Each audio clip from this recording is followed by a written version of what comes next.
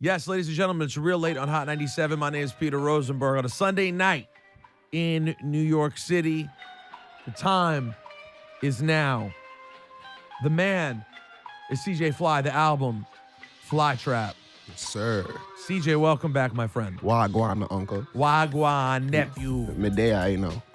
Congratulations. Thank you, man. You finally dropped your project, Fly Trap. It dropped last week. For sure. How exciting does it feel just to have your actual project out? Well, I'm the most impatient person in the world, so it feels great. First off, my anxiety is all gone now.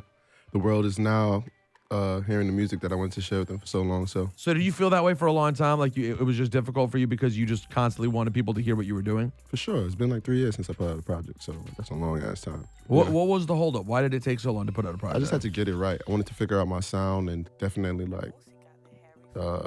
organize the way I wanted to present it. You know what I'm saying? So time gave me the knowledge and I grew as time passed too, so helped me out. How do you feel this fits into the entire Pro Era movement? Like, if you were a Pro Era fan, where do you think they would? Where do you think they would put this Fly Trap album? Where does it sit in their Pro Era collection? It'll be another classic, man. It's just a different vibe. Like, I feel like this is me going into my own sound rather than what people like know us for, and me trying to establish like the universal artist. You know what I'm saying? So I feel like you could put it wherever you want. You know what I'm saying? I feel like it's another Pro Era Beast Coast classic. You did. Was there a time when you thought you were ready to put this out earlier and then opted against it, or people thought where you thought it wasn't the right time, or Pro Era thought it wasn't the right time? What was the process? Well, I think I was done with the project at least 3 or 4 times. And after sitting and hearing it, I definitely realized that it needed more work and probably was missing a few elements.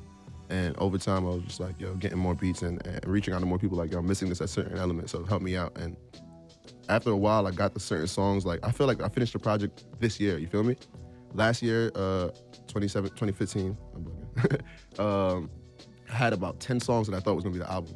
Now I have 14 songs, and I made like almost 8 of the songs between January and June. So like the whole project changed like at last minute just because everything came to me and made sense, you know? I got the art break, I started making music more with the theme rather than just creating, you know? So it all came together. How much did you build with and work with other Pro Era cats when you were working on the album, and how much was completely on your own? Most of it was on my own. Like, I only remember working with Kirk on the second or third track, actually. I don't give a fuck. IDGAF. IDGAF. Yeah, you actually stopped yourself from cursing just now. Got you, man. I got your back, man. What? But yeah, that's the only Pro Era collaboration on there. You know what I'm saying? I try to make sure. Why is that? I think instantly that can make people go like, well, hold on, what's going on with Pro Era? Why? Well, they got to look for the Pro Era album, which is coming soon. You feel me? I had to spread my wings, and then we're going to come back and show them how strong the crew is as a unit. But so that's an intentional thing, though, right? For sure. I mean, I think it was cool that J. Cole put out an album last year with no features and people acknowledged his talent, you know what I'm saying? Sometimes, like, it's either things can assist or either, like, overshadow what's going on. So I wanted to just definitely show what CJ Fly has going for himself, you know what I'm saying? Well, is there also, like, is there a tendency with the other members of Pro Era after Joey to not want to lean on Joey for features because everyone wants to prove themselves? Like, whenever you have one person who comes out first and is like the initial standout, I think there's both a sense of, yo, it's dope, we should definitely work together, take advantage of that, but also you don't ever want to seem reliant on that. Exactly. You don't want to overuse, like, I don't want to say like a special card, but you know what I'm saying? Like, having Joey on a song is a special thing, you know? We have about 2 to 3 songs already together. Like, I want the next one to be even more legendary. I don't want it to be the thing that catapulted Fly Trap, you know what I'm saying? So it's definitely something that's in the back of your head, but it's not something I really care about. Like, we create when we want to create. If I need it on a song and it makes sense sonically and we like feel like it's a vibe, then we're going to do it. But like, other than that, we don't need to force it, you know what I'm saying? And do what people expect, because that's not like new or innovative. You guys have had your share of ups and downs as a crew. Sure. Obviously, losing a member in Capital Steez, you know, who's like such a life force, losing him so early. Then Joey loses Junior, who you guys were all so close For with. sure. Big bro. It must have been trying. Like, you guys have been through a lot more for a young crew in hip hop than a lot of people would expect. No, for sure. I mean, I feel like people go through losses all the time, you know what I'm saying? Especially when they're like on their way up to do good things. So it's like, it's a part of life. It's part of the process. And even me losing my grandfather last summer, it helped shape me into the man I am today. It helped me create the music that I created on Flytrap, and it just makes you who you are, and it makes you stronger. Well, I want to talk about your grandfather for a second, and we're gonna play the song you did about him. So, What was the healing process like for Pro Era after Capital Steez? somebody asked me that the other day. I still don't know, man. It just you guys just sort of kept living. I mean, Yeah, we're at the end of the day, like everything occurred while we were teenagers and we're still growing, so we're still trying to understand life at the same time too. So there wasn't any actual like healing process. We just made sure we were there for each other and the love is there and it never left. You know what I'm saying? So that's what it's mainly about. and it didn't. Sometimes situations like that can divide people. Of course. Did that happen at all with you guys and Nah, bring I you don't back, think so. or it stayed together? I feel like of course everybody was like, sad and maybe weren't communicating how they usually did because you know what I'm saying, you were more bubbly and more happy at the time. But as we matured, we understood how to communicate with each other and definitely reconnected. But we never like strayed apart because you got to think about it. Like Steez was like we consider him like the tree, the roots. He held us together. So without him being here, it's like we can't allow for it not to be the same. You know what I'm saying? So we have to keep that glue together and make sure everything is like very tight. You know what I'm saying? Do you remember? I try to remember because the only time that I really remember Steez being around, I guess, was that original Joey show at SOBs. Was it a Who's Next? Yeah, I think so. And you guys were all there. It was probably, what it probably was? The show that Shipes threw, remember when rappers could rap? When Crit and Chance was there too? Yeah, maybe it was that one. Yeah. I can't remember what it was, but whatever it was, I was hosting. I don't remember what Show. And it was very interesting to see you guys grow up, see the spirituality on the record, which brings us to the song that I want to get into about your grandfather, which is an amazing song. So we're gonna play that in just 1 second. But how close with your grandfather were you? I appreciated my grandfather. He lived in Canada. He's from Jamaica, my dad's dad. And he had prostate cancer. And we were cool. Like, from young, he would always come to New York and take care of me and watch over me. And when I go to Canada, vice versa, so much love and a lot of information and a lot. His voice is on the song, too. Oh, really? That was his voice in between the song. Like, where the song breaks up. Yeah.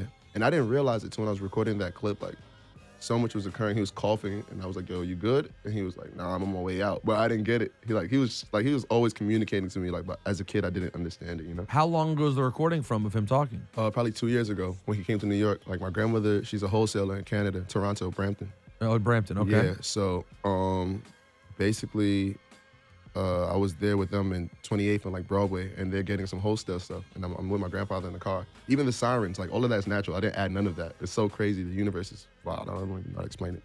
So basically, I'm there with him. And we're just talking about love and life and stuff like that, and that was his piece of advice to me. And that was before he passed away, but I didn't know that he was sick at the time, And when I listened back to the recording, I hear him coughing, and I'd be like, "Bless you." I say, "Bless you" to him, and he's like, "Nah, I'm not sneezing. I'm on my way out." But I didn't hear it till like recently. Whoa. It's crazy. Deep shit, man. Now, you told me something interesting just now, which is that you freestyled a lot of the album. Yeah. What does that mean? Because people say they throw that word around these days, but what does that actually mean for you? So, like, I spoke my words when they came to me. I didn't write it down on paper. I didn't rehearse it. It was whatever came to me was what the song is. And then you would go back and sort of afterwards go fill things in or beef it up or add what needed? It depends. Like, I think maybe 2 songs on there, I went back to the freestyle, changed 3 lines because I thought it was cheesy. Like, for the most part, a lot of it stayed as is. Like, Always was the whole freestyle, like 8 bars. I did like 5-10 minutes. Then the next song after that, I recorded that in Brooklyn. And How weird is that for you, though, considering, like, generally when people make, like, their big debut project or whatever, there's so much thought put into absolutely everything, and you approach it differently. You can't overthink art. You know what I'm saying? This music thing that I do is not by choice. It's something that I could do by feeling and just naturally, organically. So it's like, there's never anything that I force. It's just whatever comes to me is how I feel in the moment. I'm such an honest musician that I speak about my life. I try to make sure that I speak what's actually going on today and how I'm feeling in the moment. That's the beautiful thing about freestyling. You capture whatever's going on in the moment, you know what I'm saying? Every single activity or event, anything that's making you feel some type of way in that moment. Yeah, there's a lot of reasons that in some sense, freestyle is like the ultimate art form because, it's just so free form and you get something so original. Of course. That's why Jay-Z do it, I'm sure. Now, real quick, I do want to, while this beat is playing in the background, do want to apologize because I did mismix your verse on this song. And you always busted my balls for it. This one, if you can't hear it. People don't even know that song exists, so we're going to leave it. Does she just want to hope that they don't know? but I blew it because the beat's so tight. It's hard. It's okay. I still love you, bro. You know. No, well, there's other reasons you may not want people to know the song. I mean, I don't care. Look, at the end of the day, like life is life. There's nothing to be hidden. It exists. But a lot of people don't know. Was that a weird moment though when you ended up you did a song for me coincidentally with Troy Ave. Yeah. And then years later, Troy Ave becomes this whole thing where he just senselessly attacks Pro Era. Yeah. And you had this song in the stash with it. Was that ever weird, or did you not? It made me feel weird. I'm not gonna front. I'll be like, damn, Peter. I know. Well, me too. I don't know if you heard me. I mean, know what I had to deal with during that time too. But yeah, it wasn't my favorite thing either. I'm like, damn, Peter. Hopefully nobody brings this thing up right now. It's all good though. Well, Nitty Scott was there too to break you guys up. So of course. Listen, man. It ain't nothing.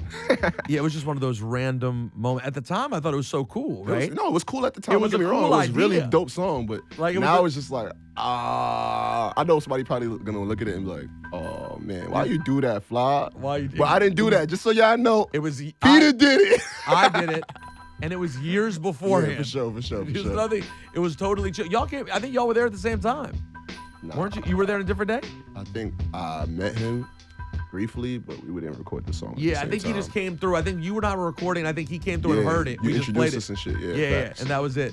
But an interesting moment and an incredible beat by Odyssey. No, for sure. Odyssey is a beast. Yeah, you guys ended up working a little bit at that time. I wish you gotten you guys together more. Now we going to no problem. Have you guys Odyssey. built since? Have you built since? Yeah, then he's at all? from the hood. He lives in the star, so we got to connect on that note, and that's the big bro for sure. We gonna link. So by the time you end up getting done with an album, do you already have like so much more you want to do? Or do you feel like your ideas have been put out now and you need to sort of replenish? Yeah, I definitely need to replenish, but I have like 3-4 albums in the stash that I haven't recorded yet. So it's like, So what does that mean? Just stuff written? Some written, some beats that I have with hooks that I haven't been able to freestyle yet because I haven't been in the moment, you know? So it's like, there's a bunch of different things that hold me back from creating my next move. But, you know, I want to start the Pro Era album, a bunch of things. What's been the most fun thing that's happened on this sort of surprising and amazing Pro Era run? What moment have you guys gotten to have, whether it be traveling somewhere, doing a show, Steez Day? You know, what moment have you had that stands out the most is just like Good question. I think I could give you top 3. All right, give me 3. Steez Day is definitely one. Malay Obama thing, definitely. Oh, the Malia Obama. Yeah, that was big because I didn't even know who it was when I seen it. So that was like. Definitely. Well, you didn't even realize what was happening? Nah, when Joey showed it to me in the car, like we were in Australia, and I was like, "Oh, who this Ethiopian John?" And that's exactly what I said. He was like, "Bro, you're wildin'. You don't know who that is?" By the way, your impression that you just did of Joey actually sounded just like Joey. Yeah, definitely. So like that was one. That was the second one. Third. Yeah, it was for people who missed it. It was Malia Obama wearing a Pro Era T-shirt. Definitely. Yes, and I'll say third, me releasing Fly Trap on my mom's birthday. That was a big deal for me. My first commercial release, you know, trying to make mama proud. How excited was she? She was very excited. I invited her to the release I had at Soho House and shit. And sorry again. I invited her to the release I had and celebrated her birthday too. Surprised her with a little cupcake with a candle and stuff. So she enjoyed her time, I'm sure. All right. What I want to do is let's play another joint from CJ Fly. This is produced by my man Relly Rel. For sure. Let's play Perennial. CJ Fly, the album Fly Trap is out right now. Who do you want to shout out? I know there's some people you need to shout out. Yeah, you know, you got to shout out Old Boy, the 5 Building. You know, all my guys on the island. Oh. And also, we didn't even mention who's featured on the album or not. I only have one feature on there, my Woe Devontae from Canada. Yeah. And why is that the only feature? Because I'm trying to I don't know, I see myself as this how can I put it? I'm like rap game Quincy Jones kind of, you know? I like to scout talent when I see talent, you know? And you got to give credit where it's due, so definitely I found him through him opening up for me, and we've been building ever since then, so. And what about producer-wise? How did you pick who you picked?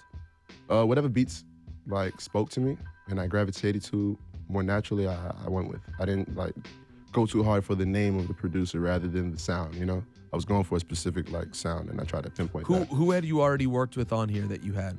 Obviously Kirk Knight. Yeah, Kirk Knight. King Carlo, he did a Supreme for Joey and I. Okay. He did a Get It Done for me and Devontae too. And then who else? Nah, nobody else. Everybody else is like new. You know what I'm saying? Before we let you go, you told me something just now when I started playing the song about why that song is called what it's called. What does perennial exactly mean? Perennial is basically the type of plant that a flytrap is. It's not like a bi-seasonal plant. Like, there's some spring plants and some like summertime plants. Like a flytrap is something that can live annually all year round as long as you take care of it. So that's what I want to be. I want to be here forever. Where does the name CJ Fly come from, by the way? Well, I used to be CJ Fresh, like as a kid, and then that term I obviously lost style. People started calling themselves Fly, and people started calling me Fly in high school too. And I've always had dreams of me like flying, soaring in the sky and shit. So like it made sense. So double meaning. Yeah.